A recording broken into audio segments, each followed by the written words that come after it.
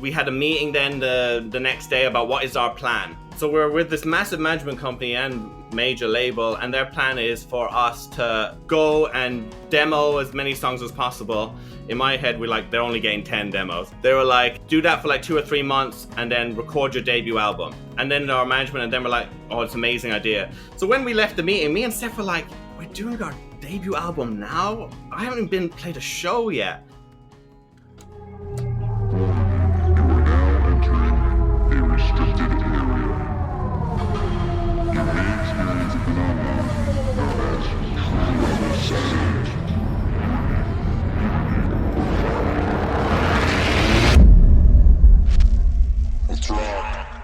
So this week on The Record Process, Tom and I are joined by Steph and Paul O'Sullivan of the Irish emo rock band Greywind. Greywind burst onto the UK scene in 2017 when their debut album Afterthoughts began turning heads across the rock world, capturing serious praise from BBC radio royalty and festival critics alike.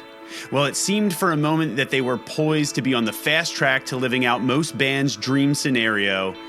The whirlwind of events leading up to that album's recording and the collapse of their team shortly thereafter was anything but joyful. You'll hear how the formation of their band resulted from the loss of a dear family member, how the siblings unpacked their journey from a humble demo of the first song they'd ever written together to recording a full-length album with producer Jason Perry at the legendary Sonic Ranch in El Paso, Texas. And finally, they explain how they not only survived the gauntlet of being dropped by their labels, managers, and agents, but how they were able to emerge from the pandemic with their best songs to date and more fans than ever before. And it's all coming up right after this. So let's say you've just finished the latest round of mix revisions, or the last few tracks on a production you've been working on, but you want instant feedback before you go and ship them out. That's where Audio Mover steps in.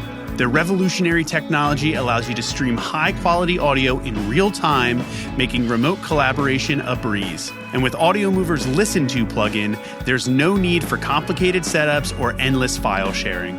Simply stream your audio directly from your favorite DAW to anyone, anywhere in the world in real time. And now with their newest plugin, they've made it possible to apply binaural rendering to Dolby Atmos mixes, allowing you to monitor how the spatial audio will sound on Apple Music. Through innovations like this, Audio Movers is leading a revolution in web-based audio transmission and reimagining the way musicians, podcasters, and educators engage with the world around them. So check them out at audiomovers.com and start your free trial today. One of the toughest hurdles for musicians and producers to overcome is recognizing when it's time to let your music go. So stop letting your music sit there on a hard drive waiting for the perfect label scenario to show up. Let DistroKid help you start reaching the fans you deserve right now. There's a reason why DistroKid is the go-to platform for independent musicians across all genres, and it's because they offer seamless and affordable solutions to distribute your music worldwide. Get your tracks on all the most popular streaming platforms like Spotify, Apple Music, Amazon, and so many more in just a few steps. Time is often money, and DistroKid understands that. So they've eliminated long wait times for processing your music in the system.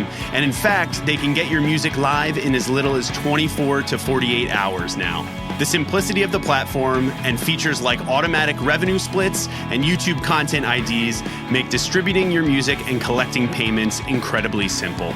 DistroKid does not take a percentage of your royalties, and for one low annual fee, you keep 100% of what you own. It's straightforward, transparent, and affordable. So follow the link in our show notes to get 30% off your new DistroKid membership and start letting your music work for you. If you're a solo musician, a singer, a songwriter, or part of a band, you know that the journey does not end once you have that finished master in hand. Building a lasting career around your music requires a lot of additional activities to do things like develop, promote, and ultimately monetize your creative vision. And for those of us that aren't quite doing Taylor Swift level numbers yet, it helps to have a merchandising partner that can meet you where you're at right now. And SmartPunk MFG is a perfect solution for any and all merch manufacturing needs your band might have. From the first note to the final stitch, they have it all covered with whatever you might need. They do screen printing, they do embroidery, stickers, vinyl and CD production, posters, and pretty much everything else under the sun. They are an incredibly comprehensive online merch solution offering reasonable prices and feasible quantities for bands of all sizes. So go check out some samples of what they can do at smartpunkmfg.com. And when you're ready, just shoot them an email at info@smartpunkmfg.com and mention the record process to get 10% off your first order. So remember, that's smartpunkmfg, and it's where creativity meets manufacturing excellence. Steph and Paul O'Sullivan, thank you so much for joining us. You two, of course, make up the lovely, lovely Irish emo band and just are incredible human beings, but many may know you as Greywind. Don't make us so blush. Thank you for joining us. Thank you for having us. Thank you. Yes, indeed. We're very, very happy to have you to talk through your debut full-length, Afterthoughts. But really probably so much more. And it's tough to kind of think about where to begin, but this is maybe an instance where going all the way back to the beginning is very much appropriate, because a lot has happened to you two, to the band, with these songs and getting them made and then releasing them. So let's start at the beginning and say, how did the band form, and what were the first, the first couple years like, and how did this all start to take shape? So basically, we live in a tiny little town in Ireland called Killarney. There's no emo scene, there's no rock band. Probably Dublin would be the closest, and that's like 4 hours away. So I'd always wanted to be in a band. First time I heard My Chemical Romance, I was like, this is it. I know what I want to do. I want to be Jared Way. So that was my dream. And then Paul started learning guitar in his teenage years, and then we were like, okay, let's try start a band. And we asked a local guy who was the lead guitarist, did he want to join a band? Didn't have a name or anything for the band or any songs, but we were like, we want to start a band. And then he said, he was too busy with college and all that. I probably scared him away because I was like, we've never been on stage before, and I was straight away, I was like, we want to be the biggest band in the world. He probably thought we were insane. So the next day he was like, I'm too, because I blame myself, like. But, hindsight's 2020, Paul. Don't beat yourself up over it. The story has a happy ending. Yeah. I see him every once in a while. He just gives me like regretful looks, like. He's a very nice guy. He's a lovely guy. But so then we were like, okay, the one musician we kind of know doesn't want to be in our band, so we have to do it ourselves. We tried. So then we were like, we're looking online. Okay, where's a studio we can go to? And I just found, I don't know why I chose a studio that's 6 hours away. It was like, I don't know why. So then we decided to just drive, because there's no scene anywhere near us. So we just decided to book ourselves into a studio and just to start a band ourselves. We drove up to Belfast, and like the night before we were finishing writing, it's our first ever song. It was a song called Afterthoughts. So we went into the studio. We were so nervous. I was like, in my head, I was like, don't ask us about gear. Don't ask us about anything. We don't have a clue what we're doing. So then we just went into the studio, and we were there for the afternoon, and we recorded Afterthoughts. And I always remember me and Steph sitting back on the couch after Steph did her vocal in like 10 minutes, and we just really quickly, and he was playing the song back, and we were looking at each other like, oh my God, like this is what we've, like the full band sound that we want, because we could never find other musicians. So it was the first time in our lives, because we never did like GarageBand or Pro Tools. So this was the first time ever hearing ourselves as a full band. So then we're like, oh my God. So then the next day we were like, should we just put it online? We'll just throw it on, it's the demo. So we just decided we'll upload it on Bandcamp and YouTube and SoundCloud, and we just posted it online. And then the next day, we sent it to no one. We have no industry connections or anything. So, and the next day, all major labels emailed us, and I immediately thought one of my friends is like pranking us or something. But then I googled the names. I was like, oh my God, these are real people. I was like, what is happening? So my head is spinning right now. I'm like, what is going on? So I had to go for a walk, and I realized like 10 minutes down the road, I'd forgotten my dog at home, and I just walked my dog's lead. I was so like out of it. I was just like gone. So then we were like, what is happening? And then massive management companies started emailing us. And then Zane Lowe started playing the demo online on his show. And we were like, but yeah, it was like the craziest 48 hours of our lives. Yeah. Yeah, there's a lot in there. Let me rewind just a little bit. I was like, that in and of itself is like a couple chapters all in like 48 hours, right? And that's not nearly the beginning of where this goes. That's a real quick turnaround here, guys. Like studio, like next day, like that's usually like an engineer's like worst nightmare when someone's like, so can you like mix this real quick so I can take it home with me on CD? And you guys were like, no, that's good. It's going to go right up there on the old, demo, internet. Like, yeah. We had no plan. Like.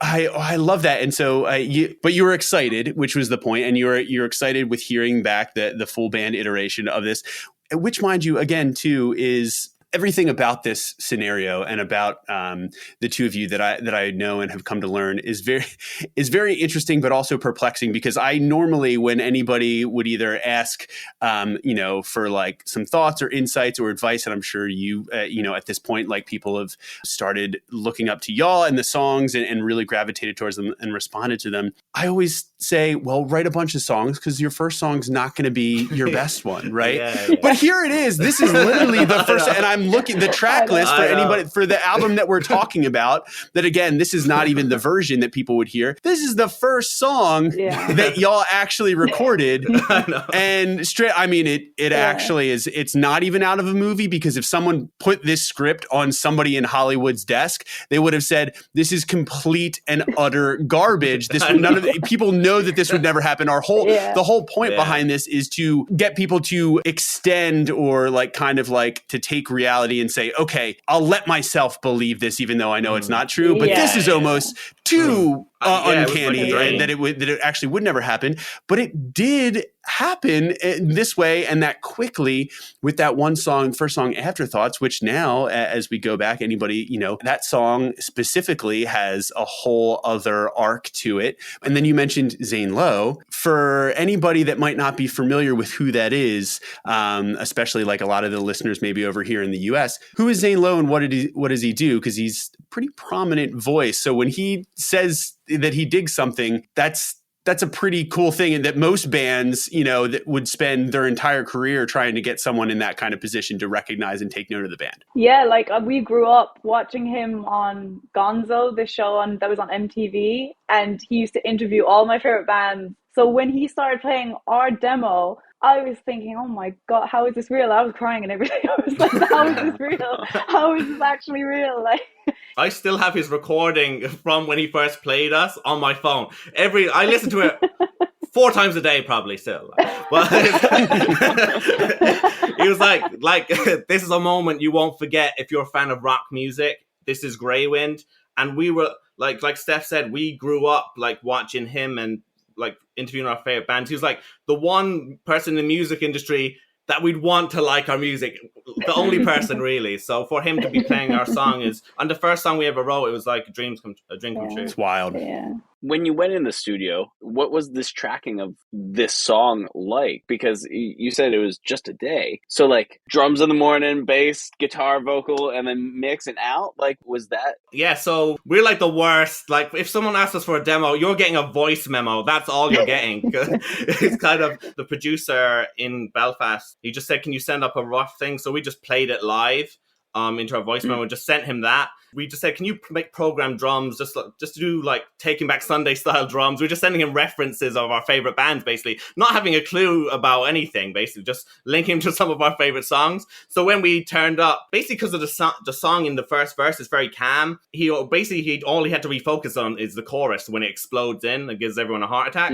So then, so when we turned up, he just had the drums done for us and they sound incredible. Yeah, just basically quickly did the guitars in probably like 45 minutes to an hour or so, and then Steph threw bass on it, and Steph did our vocal in like 15 minutes. But yeah, she's always like kills it immediately. Like usually her first take is the perfect one. Like amazing. Thank you. Oh my God, thank you.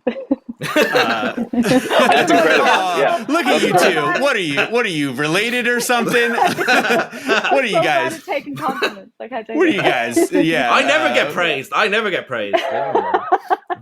Well, listen, there's plenty of praise to go around, and there's also plenty more story here where y'all do some incredible things. So Zane Lowe, is singing your praises out of nowhere, and you've only put a demo up online, and you have all these calls from very large labels, right? Effectively, it seems like you've been teleported to a fairy tale kind of scenario that that most bands don't even bother dreaming about because it seems so far fetched.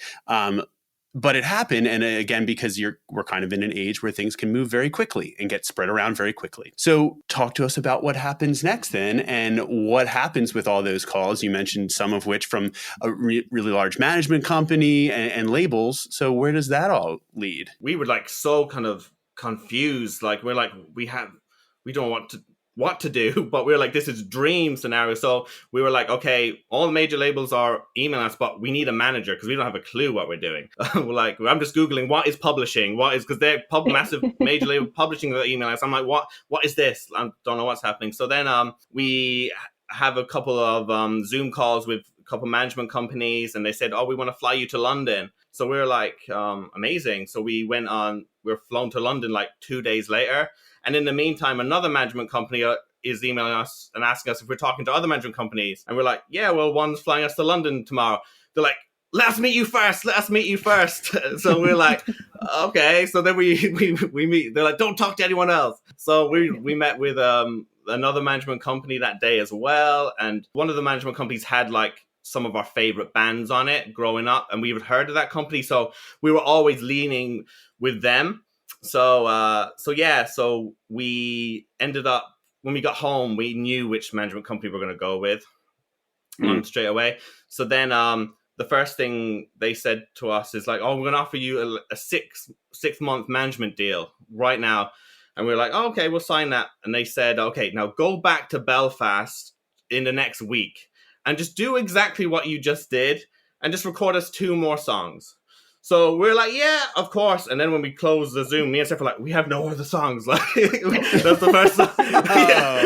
Yeah. So then that night, we're very good under pressure. So that night we wrote we had like song ideas, but nowhere near finished. Sure. Like so that night we wrote finished writing Forest Ablaze and Wander, 2 songs that are on our album. So then we went up to Belfast the next week, and we recorded those 2 songs. We were so nervous because we were like, everything's amazing, but we want, I don't know, because everything had changed, right? Yeah. Everything was very different from, a week or 2 earlier when you're just like kind of like wandering in and we're like, oh, this is going to be fun. Exactly. Yeah. So then we were so like, oh my God, the pressure kind of like, but we were relaxed a bit, but you kind of like, okay, we're writing for not other people, but kind of like. I was not relaxed. Yeah. You're like, help. Steph. Very far from relaxed. A very unrelaxed person over here.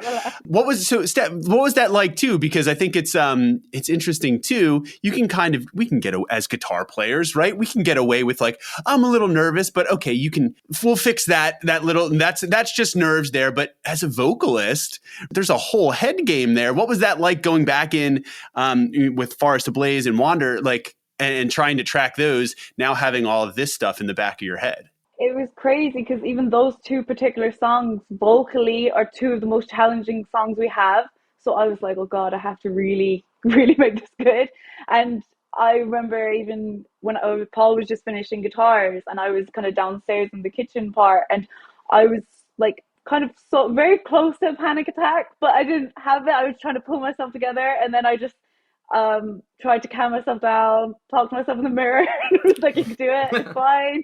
And because I was like, I don't want to mess this up, because all of my dreams that I've wanted are currently happening. So yeah. Steph, don't mess this up. Do not mess this up. So yeah, luckily I didn't. I got through it, and I'm proud of how they came out. And yeah, so yeah. So then did some quick power poses. So when we had them finished recording, we sent them to the next day, and when we sent that email, me and Steph were like, oh God, kind of thing. You were like, oh my God. So then their response immediately in the email was, here's a 5-year management contract immediately. So like, we've gone from a 6-month one to like 4 days later, they're offering us a 5-year management. So we're like, oh my God, they believe in us and they're loving the music. So it's like the dream scenario. So then the next thing it's kind of weird because like we don't know these people, and the first thing they're about to do now is the first thing they talk to us about is like, okay, now which label are we going to sign to, like which major label? So that then it goes on to flying us over for meetings, and we barely know our management, so it's like Yeah, it's a real, and I think that part of it doesn't always get talked about as much, right? When things do happen, they often move sometimes very quickly at that level. And I think that's a really interesting part of this story, especially for y'all, which I almost wonder if you look, there's always kind of like meeting the moment is a phrase that's often kind of, happen where you're unsure if, how you'll respond or if you'll be able to hack it or cut it. And sometimes you're like thrust into greatness, so to speak, by some of these circumstances. But I do wonder now, before we go to kind of act two of your story here behind this record, do you ever think about what it and we should never really live in what ifs, right? But do you ever think about how things would have gone, or if you would have maybe done some things differently or thought about the things that you were writing, or maybe overthought, some of those songs if there wasn't, a demand and a deadline where you're trying to turn things around and navigate all this very quickly? Have y'all talked about that, or really ever given that thought? Yeah, that's one of the things I even like with Steph, the pressure, like we're going to get into, like we're going to be about to sign to a major label and they're going to say, record your debut album now immediately. So in my head, it was kind of like, the pressure on me and Steph to make this debut album perfect, because when you look at like our favorite band's discography, it's like I don't want to look back and some bands look at their first album and say, oh, it wasn't, they kind of disown it type in a way. And I was like, we're not gonna do that. So we like, if someone's asking us to write 20 songs or 30, write loads of songs, we're like, no, you're getting 10 songs and we're just focusing on only these ones. So we're like ended up being like so proud of even like even that day, but we wouldn't change a thing personally. Yeah. That's awesome. And that's very, again, like I said, I think that's an interesting point. You guys knew even early, even just, without having gone through a number of songs, knew what was feeling right. And I think there was a bit of intuition, and you were just letting your gut kind of guide you as songwriters. And it clearly, I mean, a lot of people in music, and whether it's producers, songwriters, will pontificate. I mean, we do it often on this show, to be fair, don't we, Tom? About, what goes into, making something great and why. But I think there's no true replacement for being able to trust yourself. And sometimes that's something that you can't really, it's much harder to learn, how to maybe do that and know when you hear something back that, yes, this is how we pictured it. This is what we wanted out of this song. This is the feeling we wanted to get. But then to kind of go through and do that and say, because there's obviously opposing schools of thought when it comes to this, right? There are many other producers out there that say, go write me 50 songs and we're going to take the best 10, right? But I think I resonate with this too, because, even just from the Wonder Years perspective and watching us as songwriters and having lived from the inside of that, we've never been a band that can do that very well. Is just write 20 disposable songs and then just kind of pick the best, whatever. It's always there's always an intention in terms of which songs feel like they need to be a part of it, both lyrically, thematically, and stylistically. So I do wonder if there is something in that, and it's very interesting to say. I think a lot of bands and songwriters might have some differences in hindsight, but when it comes to the writing of the songs and whatever, I love that that there's an honesty that you still stand behind it, even as you had just started out and things move that quickly, right? So you picked the label, right? So talk to me about there. You've picked the label, and I assume so what happens next? What does that look like? So yeah, we had loads of meetings with loads of labels, and we were like, our management was swinging. Like the thing is, we now have like 5 managers in a company. It's not just one guy or one girl. It's just, so we're like, and 2 of them are saying sign to this one. 2 of them are saying, oh, they prefer that meeting. And me and Steph are like, I don't even know what publishing is. I don't know what I'm doing here. Like, we're like I haven't even played a live show yet. I haven't been on a stage yet. So we're just like, so confused by it, but in an excited way. But so then we picked one of the major labels, and I always remember the first night we just signed a record deal and we went into the bar after, and the head of the label was like, okay guys, now we have to pretend, or not pretend, like it's not cool to be signed, so we're not going to announce it or anything. And me and Steph were like, we have just, like, in our terms, we're like, we've just achieved something crazy. Like, we don't have any famous connections, or we don't have 1 million subscribers on YouTube. We've just wrote a song that we poured our hearts into and got a record deal, and now we're not allowed to announce it. And we're like, because it's not cool. The head of the label saying it's not cool to be signed. So we're like, oh, in our heads, we're like, what the hell is going on? So then we had a meeting then the next day about what is our plan. So we're with this massive management company and major label, and their plan is for us to go and demo as many songs as possible. In my head, we're like, they're only getting 10 demos. So then they were like, do that for like 2 or 3 months and then record your debut album. So, and then our management and them were like, oh, it's an amazing idea. So when we left the meeting, me and Steph were like, we're doing our debut album now? I haven't even played a show yet. So we were like, but they're the experts. They know. They manage these massive rock bands and like they like massive superstars on the label. But me and Steph were like, I thought every other band, like, they do an EP, 4-track EP, then they tour, and that's like all we wanted. Playing shows is all we've ever wanted to do. So now we're being told you're being taken out of the industry for 2 years for some reason. They're calling Zane Lowe, telling him to stop playing our song because Greywind don't have everything in place yet. And we were told that's never happened for a band before. Someone told us, like, yeah, I can't remember in what context. Was it our management, Steph, who said that? I can't remember, but I was so sad by that. I just didn't want Zane Lowe to think we didn't appreciate what was happening, because we cared so much. So for them to tell him to stop, it was really sad. Yeah, because we just had we just had the song online, free download on Bandcamp for everyone. Like, so we were just happy for it to be out there. So they're probably like, okay, great, we need to do a music video now. Great, we need to get everything in place. So we were very kind of like, oh wait, we started to be kind of wary of, like, these are the experts, but are they not that smart? Like, basically, it's kind of in a way of like, yeah, the plan didn't feel right, but we were like, okay, we trust them. This is a massive management company. This is the label. So then we demoed like 10 tracks. We spent 2 months just perfecting these 10 songs and emailing them over and going to the offices, and they were playing and blasting them in front of us. And I was watching their feet, seeing if they're tapping along and getting the head nod, and they were singing along to the song. So I was like, oh my god, we're doing like a heavy, like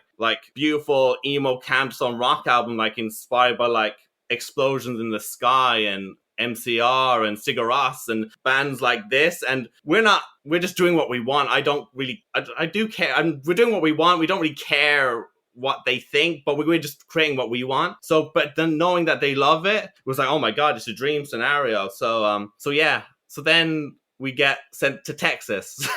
The next stage of it is we get sent to Sonic Ranch, Texas, to record the album then. A classic story. Irish band goes to Texas, right? A tale as old as time. Steph, how did you find Texas and how it compared to Killarney, Ireland? Oh, it was hot. It was very hot. It was in the middle of the desert. I think it was in El Paso, and that's where Kill Bill was, like, based and stuff. So I was happy with that. But other than that, it was very hot, and there was lots of bugs everywhere. Tarantula hawks. Tarantula hawks. Yeah. Oh my flying god. Tarantulas. It was my nightmare. And the actual recording experience, I hate saying this, but I really did not enjoy it. I want people to think I did, but I really didn't. I got pure imposter syndrome. I was having panic attacks every day. Even when we got the mixes back to the songs, I couldn't even listen to them sometimes because it made me uncomfortable. So it was just a really weird experience. Like Paul was saying earlier, when it's you're knowing that it's going to be in your history and then you want it to be good. And I felt that complete pressure of, okay, now I have to sing a whole album and I have to make it sound good, and everyone's going to judge me first before a guitar or a drum, or, you always are the one that, not in a bad way, but everyone's going to focus on me first and pick apart what I'm doing. So yeah, it it was bad, but I'm glad how it turned out because at least it sounds like I am crying because I was. Oh man! Wow. Yeah, wanted to bring up something real fast. So, Paul, you said people were giving off the like explosions and cigarettes and like the MCR vibes. The Sonic Ranch is where Explosions track some of their stuff. Did you know that? Yeah, I saw that. I went on to see it. I was like, oh my god, yeah, I love that. But cool. It was like, cause we were like, even like the music we were creating, it felt like big in a desert, and just seeing those bands like Explosions recording there, you could hear like the inspiration in their songs and stuff. So yeah, even like Steph was saying, it's kind of even like having imposter syndrome and like panic attacks and stuff, and it's because how perfect, like we're perfectionists, like we don't want we want this to be a good debut album. I want this to be the best debut album you've ever heard, and we're just like pouring our hearts into it. Even like the topics in the songs are like really, really dark and real life stuff that we've been through. And even hearing like when Steph was saying she's listening to back demos, you can hear that she's on the verge of tears of some songs, and some songs is like because we've lived some dark stuff, and it's kind of, I love how real the album is. But yeah, we poured absolutely everything into it. Even a day we were tracking we were there for like a month, but I didn't sleep while we were there because all day I'd just be recording like when our producer's playing it back, I'll just be recording on my phone, and then I just spend all night like pacing the desert, like probably get attacked by a T-Hawk at one point, but just listening to demos all night and just staring up at the moon and just making sure, is this the best it can possibly be? Just fixing little lyric parts and melodies. But yeah, even our producer at the time said I'm the most obsessive person he's ever worked with because I'm listening to songs constantly. I like some bands need to switch off after a day or two, like for the night. Okay, I'll go back to it. I can't. I need to. Plus, I'm in my favorite band, so I'm loving what I'm hearing as well. Well, honestly, one, I love that you just said that because that is one of my favorite all-time sayings and philosophies. And a friend of ours that used to play in this band called Energy many years ago that we did tours with, when once asked, and we all got a laugh out of this. And the older I get, the more I love it and find it so true to form. Who was like, so what's your favorite band? He's like, Energy. Just like, yeah, okay, I know, but like, what's your favorite band? He's like, no, Energy. It's like, if it wasn't, I wouldn't be in the band. Yeah, I was like, exactly. Yo, honestly, that's amazing. Also kind of psychotic, but really that's kind of what we're all going for, is like, we're trying to make the art that we want to hear, you know? So I love that, Paul. Yeah, sometimes Steph would say like, don't say that. But I'm like, I just love art. Like I want to create, like growing up, our favorite bands, and like I just want to create my favorite band, and we're in it. Like even on the plane this morning, I'm listening to my own music for like 2 hours. That's where all those millions of streams are coming from. It's exactly. Just Paul. It's new demos. It's new demos. Okay. Oh man, Steph. So how did you approach that process? So then at Sonic Ranch, after you're doing the takes, do you detach from it, or was that kind of a preservation kind of method that you had to do, or did you how did you feel from a day-to-day standpoint tracking? I was complete opposite to Paul. I needed to detach because otherwise I would have had a full-blown mental breakdown, like completely. I was like, I remember knowing that on the third week, that's when I was going to start vocals. So those first 2 weeks, I was like, okay, it's getting closer every day. Oh God. And like Paul said, some of the lyrics weren't even finished. So Paul, in some of the mornings, would just be like, give me lyrics. And then I don't really like reading lyrics when I'm recording. I like to just kind of close my eyes and sing it. And so having to like relearn lyrics and different melodies and stuff, I felt like we were kind of still writing it every day kind of as it was going.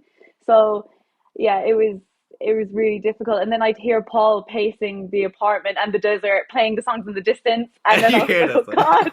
So, and then our producer actually forced him to have to wear headphones. He made a rule, Paul, you have to wear headphones around Steph, because I would just start crying.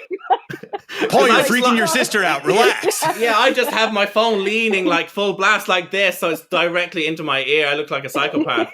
But yeah, I just Yeah, I have news for you, Paul. It probably wasn't just the phone. It sounds like that was making you look like that at that time, based on the picture that you're painting.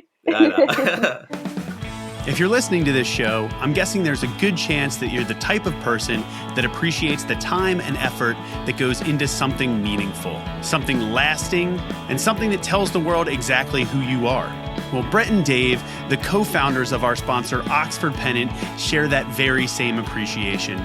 They've made it easier than ever to elevate any space in your life and express your style with their meticulously crafted American-made pennants. From classic designs to customized creations, each piece is a work of art. It's quality you can feel and a statement that truly lasts a lifetime. I recently had the pleasure of touring their Buffalo-based shop where they tirelessly make each piece by hand. And honestly, their process really is an inspiring fusion of passion and precision. So go make your mark, celebrate your story, and discover the epitome of timeless craftsmanship and personalized expression by visiting oxfordpennant.com today. Okay, so we're getting a really interesting juxtaposition of the picture of Steph's studio journey, Paul's studio journey, right? But you are ultimately making the same record.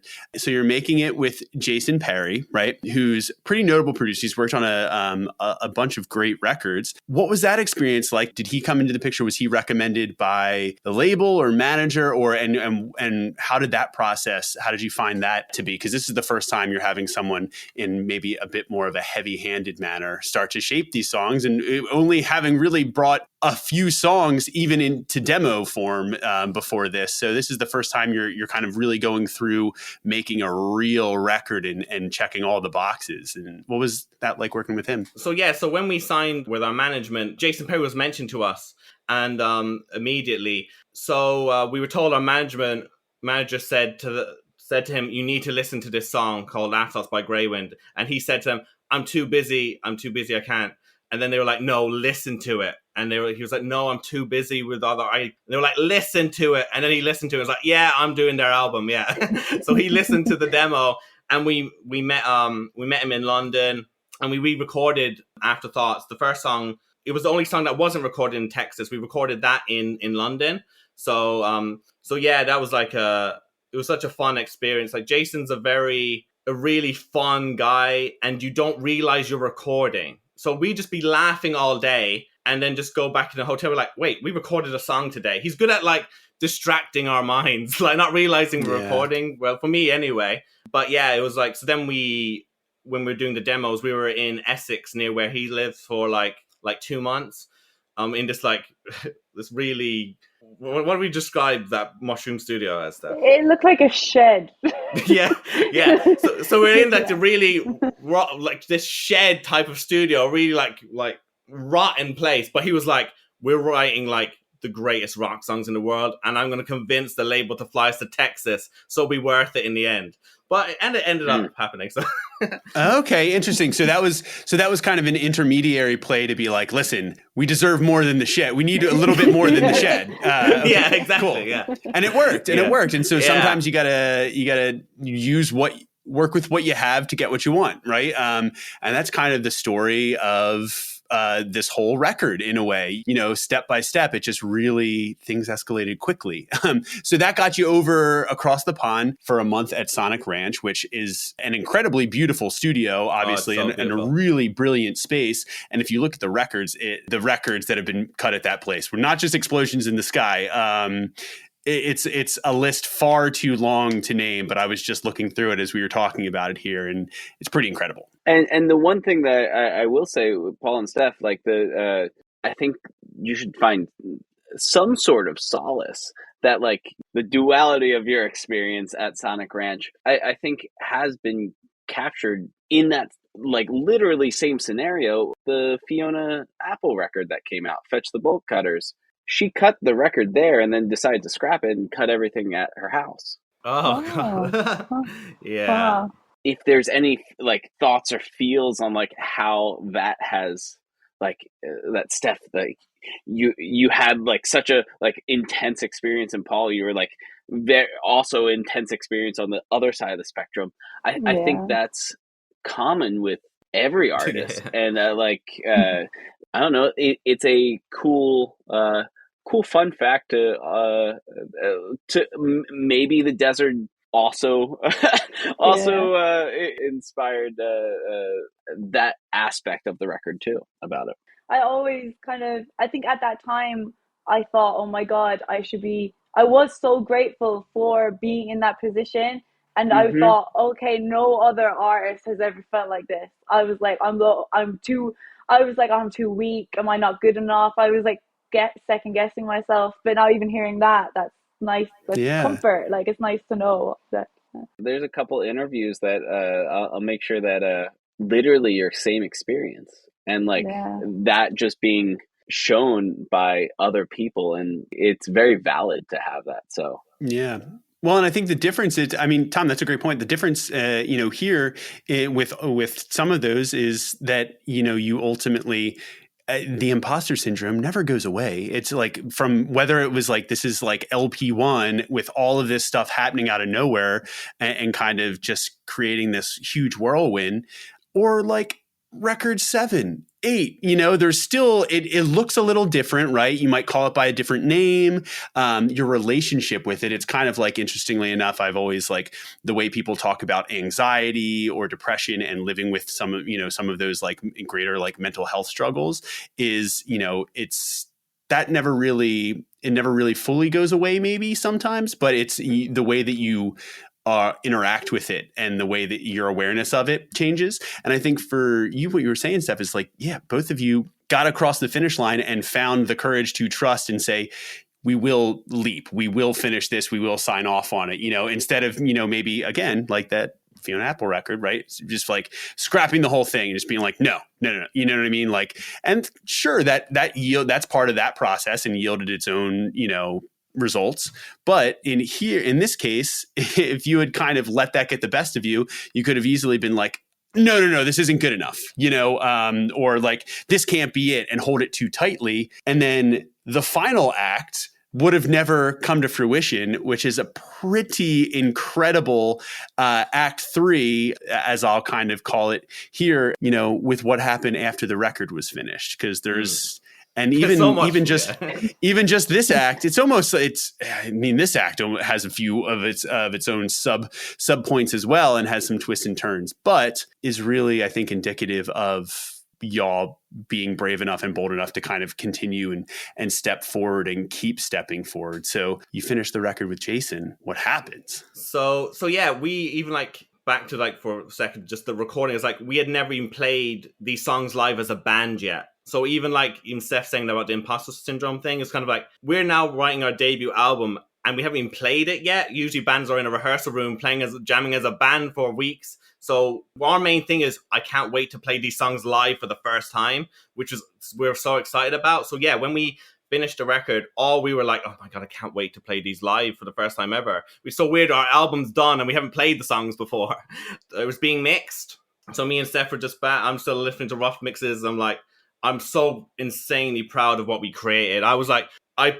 We had like months to focus on only 10 songs, even though they wanted more. I was like, you're not getting any more. It was like, I was so proud of it. And it was like, I wouldn't change a thing. So then it was being mixed, and probably like 2 months after being back from Sonic Rant, our management emailed us and said, let's have a Zoom call. So we had a Zoom call. We're like, oh, great. And they were like, just letting you know, the major label are dropping you and the 6 acts that have made them no money this year. And me and Steph were like, they sent us to Sonic Ranch. We haven't released any music under them yet. And they're like, yeah. So, it's all good, because our management said, they have their own label through that major label as well. So we're being dropped, but we're going to get our entire advance back, and we're just going to still release it through a different side of that label. So we're like, okay. I was like, but they're like, our manager were like, we're the label now, basically. So we're like, okay. We were like very kind of confused because like basically saying you're being dropped, but now you're signed to another label on the label that dropped us, type of thing. I was like, why do I want to give it to that same company, type of thing? But they're like, no, it's oh no, it'll be amazing. We're the label now, and we'll fly you to London next week to meet the rest of your new team at that label again, but just different people. So we were like. So we got off that phone, and obviously Steph had a different reaction to me. because I'm a very positive person. Like, you could cut off my left hand. Okay, like Casey and Tom, you could grab a knife, cut off my left arm right now, and I'll be like, at least I have a right hand. So I'm a very positive person. So Steph took it not like I took it. I didn't take it well. I took it a little hard. Yeah, I took it very hard. I was like, it's done, everything's over, this is the worst. But like I was gonna say earlier, I think it's so good me and Paul are so opposite, because I think if I wasn't in the band with him, I would have freaked out a long time ago. And I don't know, would the record have been made? Because like the Fiona Apple thing, I would have probably overthought it too much. And so that's why I'm just so glad that I have Paul with me in this. Like, so it's so good. So I'm complimenting you, Paul. That's the first time anyone's ever complimented me. Wow. You heard it here first. First time ever. Exclusive. Yeah. But okay, so but that's, Steph, that's a great point. And I think I sense that from you two as well. Like, the more I get to know you, and it's, you know, moving forward again, that was kind of this is another point where you could have kind of, you know, but you saw a path forward, right? So you were trepidatious. You're like, is this a good thing? Is it normal? Is it not normal? I don't know. But we're sitting on this record that we just like, it has to get out. So, okay, fair enough. We'll extend the trust again. Path forward. This is a path to get the record out. What happens next? We were very wary of everyone from this, when they said the plan is to not just go straight to album. So we were very wary of how, you know, they're managing monsters, some of the biggest bands in the world, like, how much makes me feel like those bands are doing the work, basically. It made me be very wary of every situation from then on. So then when we met with the new team, we could just feel, you know, when you feel like you can see people have switched off and you're being taken for granted. I feel like I got that very early on, in the sense of the first thing our management were doing, where they're negotiating a massive record deal and they're getting 20% cut, and we've known them for like, feels like 72 hours, like, you mean? And so it feels like we felt like we're being taken for granted. They were planning out the release of the album, basically, and playing our first ever shows. So a couple like weeks passed, and they're like deciding what song's going to be the new single and stuff. And weeks started to pass, and we were like, we haven't signed a new record deal with the new part of the label and stuff. So we were very kind of like, how much do these people care about us? Because we were like, we got dropped from that major label and we were told we're signing to a new one. So things are just, they're planning future stuff, but we haven't signed a new record deal. So then we were our first ever tour, UK tour, and we released a Farce Ablaze as the next single, followed up to Afterthoughts. Was it 2 years after releasing Afterthoughts? So it was like crazy, like being taken out of the industry for 2 years, not playing a show, and then just releasing that song. But we're like so proud of it.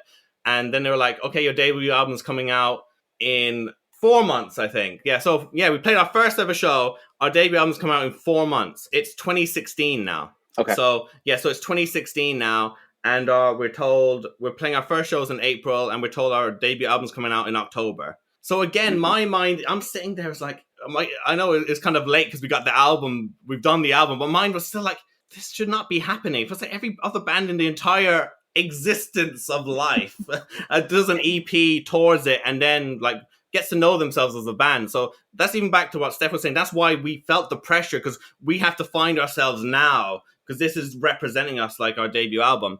But the thing is, we knew what we wanted to sound like. A lot of bands take a while to discover their sound. Since day one, we always knew what we wanted to sound like. So yeah, so then they said the album's coming out in October. So then we got we supported Thrice, one of our favorite bands in the world. And that was like our like 9th time ever on stage, I think.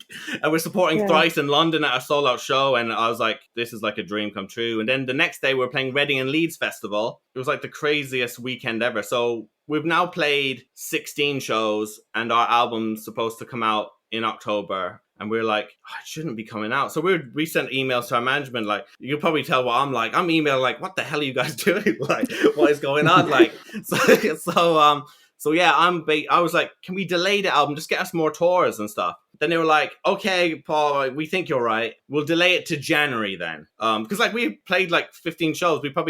By now we probably have 9 fans, say. But the thing is, every time we played the reaction was incredible, and the live reviews was like, this is what we're born to do. We've always known it, and we've always believed in ourselves. And so when we're seeing the reaction from the limited amount of shows we're playing, we're like, oh my God, if we did this for like 2 years before releasing our debut album, like we'd have like our own cult. Like, so then they delayed it to January. They said, we're planning to get a tour for you in March. So I was like, wait, we've delayed it we've moved it from October to January because we need to tour more. But the tour you're trying to get us is in March after the album comes out.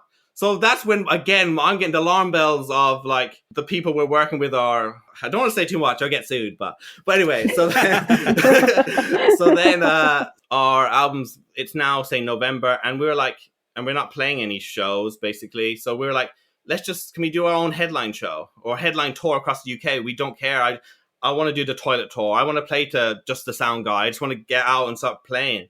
So then they're like, okay, let's just announce just do a headline show. And we said, let's do it in like a gothic church on the day the album comes out, something just different. So then the album came out we put the tickets on sale in like November, and they sold out. And we're like, oh my God, like in the 17 shows we've played, like we've got a good amount of like little fan base growing. So we're like amazing. So we sold out our debut headline show, first ever headline show in our entire lives. It's in a different country in London. So then we were like so excited about that. And we're like, so this will show our management and the new label we're working with, like we have something special. Because it felt like everyone switched off. It feels like for us, nothing had changed from we released this song and every major label was after us. And then Zane Lowe had loved our music.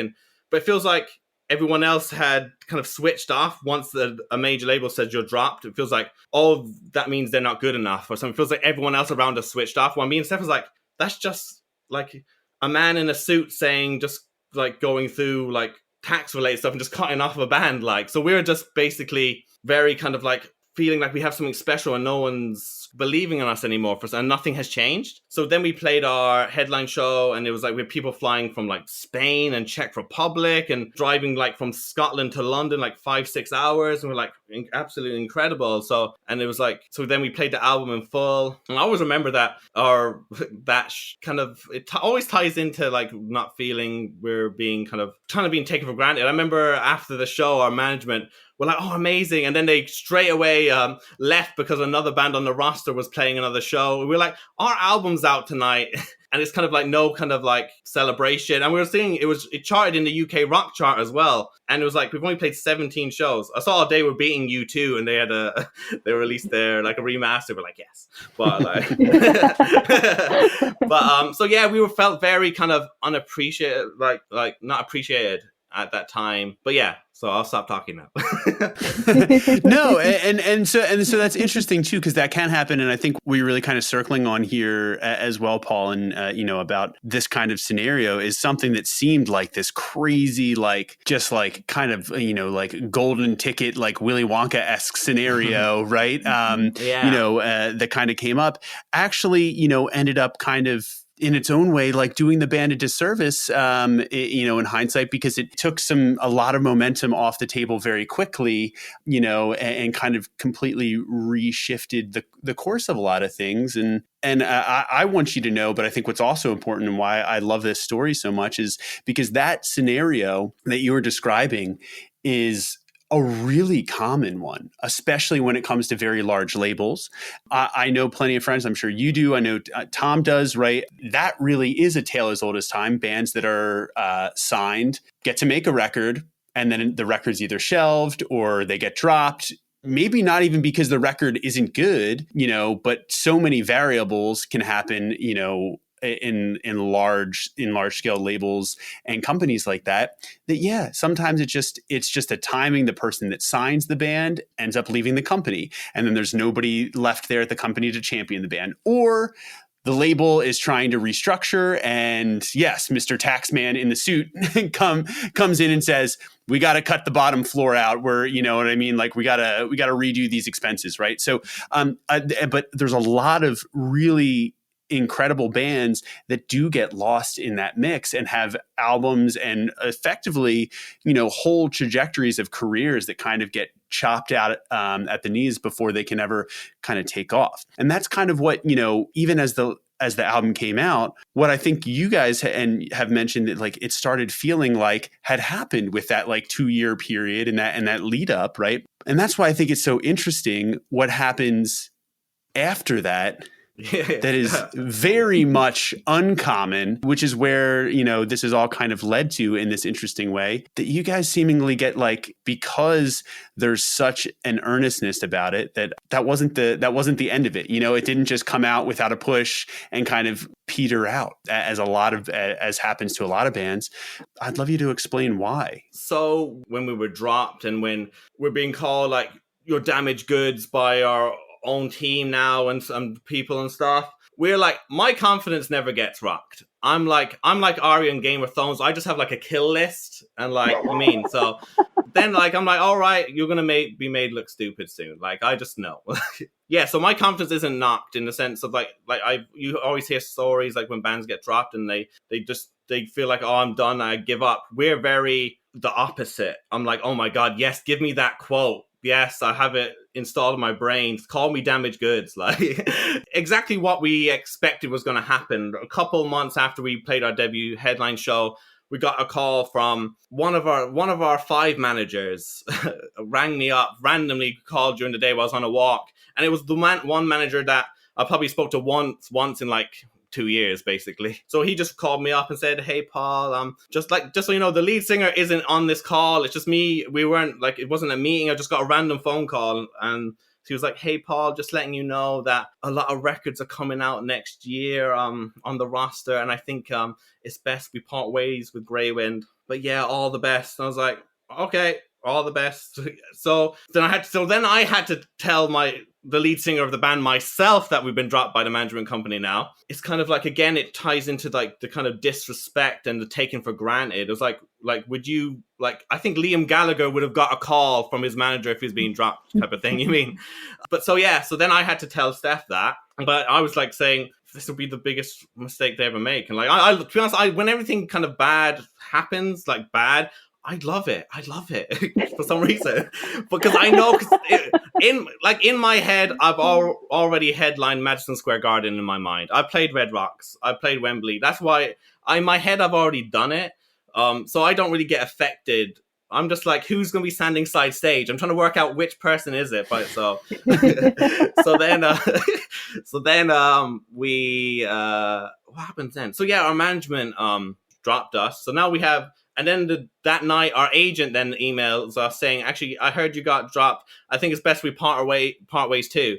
So me and Steph are sitting here, and we're like, we've no label, no magic. We have nothing. It's just the two of us again. And we're like, but what's crazy? We feel like nothing has changed in the sense, you know how like the crazy start? We're sitting here, it's like, we have the same songs that everyone lost their mind to and everyone wanted. And we've played shows. The only thing different is we've played shows now, got amazing reviews. We have a fan base starting to grow. We're like trying to work out what's the negative in it. Well, my mind was trying to work out what the negative in everything was. When they dropped us, I was smiling to myself because I was like, they forgot to make us sign a record deal when we got dropped from the label. So my mind was like, they just dropped us now and we own the whole discography. They think they're going to own it. So then we got a lawyer to just send them an email, just so you know, Greywind owned their entire discography because you didn't make them sign a new record deal. And then they got back saying, no, they did. Paul and Steph did sign it. This woman called Joan in New York has this contract. I've never been to New York, by the way, but this woman in Joan has our signed signatures on this record deal. So yeah, basically it was like 2 years. We were like, we didn't want to release any new music until we have all the rights to our album. For ourselves, because we know they won't be promoting it and it's our songs. So then 2 years, and then it was into COVID, and they kept on responding to our lawyer saying that, oh no, Joan is getting the contract. She's just looking for it. She was looking for it for 2 years. Like, Joan couldn't find it, like, because it didn't exist. So then it's during the last year. Was it early last year? Say it was like early last year. We got an email from a lawyer saying, oh, they finally got back and have admitted that there is no contract. You own all the rights. So we're like, yes, finally. So then they took down all off Spotify, YouTube. Like, we lost like all the YouTube views, but we didn't care. we just wanted to own the song. So then we re-uploaded it on YouTube again, Spotify, on everything. So then we're like, yes, now we can finally promote it. So then we finally promote it, post it on TikTok. This is what an Irish emo rock band sounds like. Post it on Instagram. We get 5.8 million views on Instagram, like nearly 2 million on TikTok. And we got 4,000 to 120,000 followers in 5 days. And I'm sitting here like, I knew it. I'm like, I knew these were good songs. Yeah. So okay. So, so let's double back and stop there because that is, it in its own way, so much time had passed, but it also was just this, that had to in some ways mirror the same feeling as, you put that first demo of Afterthoughts up, on Bandcamp and Spotify, and the next 48 hours is insane. It kind of the same, those same original group of songs just like did it again, defiantly, like made something happen again. And again, the common thread here was you guys just saying we're putting this out and we are promoting this ourselves because we believe in it. Right. And so, and that to me is just like, it has all come full circle in its way to that where, even something where just as y'all were about to kind of get the wheels back started and start touring, hitting the ground, then a pandemic. So it's like, then another thing drops and seemingly it's like against all odds, it would feel like so many things have tried to cut Greywind down just to get this first album out and promoted and reaching people. But the wind is in your sails. Honestly, I do blame. Here's the thing. Wow. I see what you did there. I blame myself for You that set one. that up. Yeah, I do. I walked right into Got it. that one. I hate it, but also I love it. But and that is kind of the central idea of that, where that has happened now, and I mean, things have kind of gone crazy and taken on a whole new life of its own. And there's only, now there's more, there's other songs, there's other things, there's like a whole new avenue for the band, because of these songs that were so strong and so earnestly written at the start. When Casey, a little bit ago, was saying like, this seems like a tale as old as time. Specifically, we'll go with Casey's like Act 1, 2, 3, and like we're in Act 4 now. But Act 1 through 3, have y'all seen the movie from the mid-90s, Rockstar? No. Oh, wow. Oh man. Do we need to watch that? I'm watching it tonight. Marky Mark. Literally, there's been movies about this. And like the same arc, and like pretty much the same thing that like the feeling of the ups and downs of the whirlwind of things is like something that again has been documented and is in the extreme ups and downs, that idea of like the imposter syndrome is so prevalent. And again, taking solace that this is something that does happen. And you are not alone in it. Yeah. And y'all have to watch that. I'm definitely watching it. Definitely. Just saying, if you pitch it to studios of a like 2020 remake of Rockstar, Greywind as the band. Yeah. But Tom, but the whole thing, the whole Act 1, 2, 3, I don't think a studio is biting on this. They should, but because they're saying that would literally never happen. We can't greenlight that,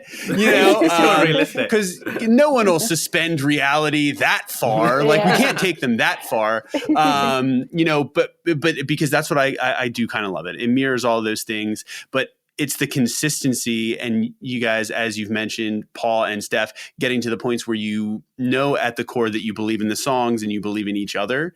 And that is what's gotten you weathering this kind of storm and a crazy amount of super steep, peaks and valleys over the last 5-6 years. And I think there's nothing but, who knows what's to come next. We never do. But to say the least, it's already clear that, investing in yourselves and standing by it and putting it out there has shown these songs to be something that people really respond to and really gravitate towards and really resonate with. And it's been really incredible to see. And I don't think it is in any way a weird fluke that these things took off across social media again, the way that they do years after being released and double released in their own, triple released in some ways. Right. It's so interesting and a testament to, I think, you guys as artists, as performers, and just as songwriters, that there's something there that is, and we don't like to use this word lightly or throw it around, but an undeniable quality to it. I think that people gravitate towards y'all. So congratulations on all that. And thanks for coming on with us and sharing the story of Afterthoughts. If anybody has not listened to it, you should go listen to it now that you know exactly where it came from and the journey that it's taken to bring it to you. And with that said, where can everybody find all of this and find you guys if they want to follow along with, we'll say, Act 5, or maybe perhaps a sequel. Perhaps the studio is greenlighting the Greywind sequel as we speak. It's the studio greenlighting the Greywind cinematic universe. The Greywind cinematic universe feels very appropriate, Tom. I love that. The GCU. Yeah. You heard it here first. So what, where can everybody find y'all online and follow along? So we are at Greywind Band on everything, on Twitter, Instagram, TikTok, Spotify. What else is there? Facebook. I don't even, Apple Music, everything. So yeah, that's where you can find us. And I hope you enjoy the music. On our personal accounts, I'm at Paul Greywind, and that's at Steph Greywind. There you go. Oh, awesome. We will obviously put all of those in the little block of text that appear on podcast platforms below the audio that you are now listening to. Thanks again, guys. This was awesome. Appreciate it. Thank you. Be well and send us some postcards from Killarney. Definitely. Hopefully I'll get over there soon. Definitely. Thank you, guys.